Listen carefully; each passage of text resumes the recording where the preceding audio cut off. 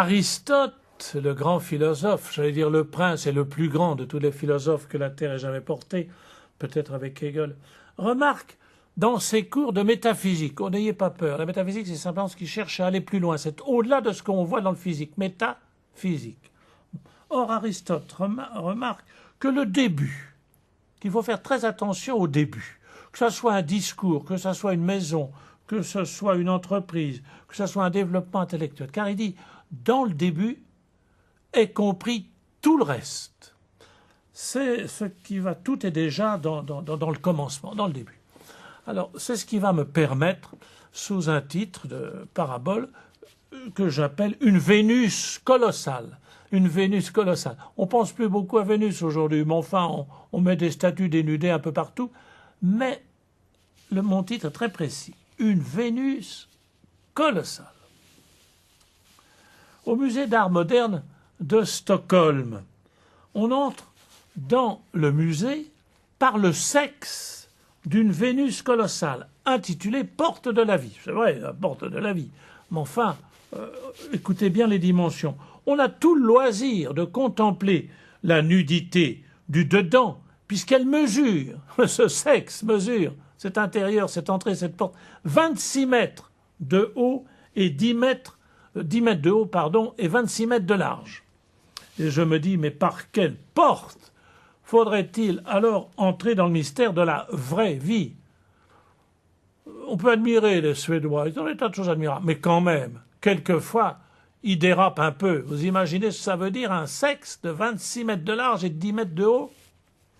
L'allusion à ce musée n'est pas gratuite pour moi. Une porte de la vie. Je vous pose simplement cette question. Pour vous, quelle est pour vous la porte de la vie? J'ai cherché à vérifier ce propos. Est-ce que dans le début des choses, vraiment, l'âme est contenue? Et c'est pas faux. C'est pas faux que ce soit l'entrée de Versailles, qui est sublime, l'entrée du Louvre, les marches du Sacré-Cœur ou la pénombre de Notre-Dame de Paris, ou plus simplement la première pièce d'un appartement. Simplement, quand vous entrez pour la première fois dans l'appartement d'un ami, tout d'un coup, vous voyez s'il y a un pchit, s'il y a quelque chose qui chante ou non. De la présence ou non des 2 ou 3 petites notes de musique secrète que contient notre âme.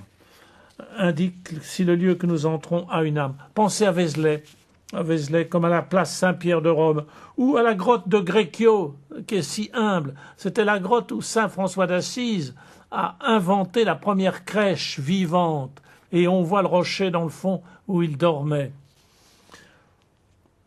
Une crèche réaliste, oui. J'allais dire du plus somptueux au plus humble, le début signale déjà la note de musique qui sera-t-elle factice, vraie, fripée ou fausse ou juste, la direction de l'ensemble.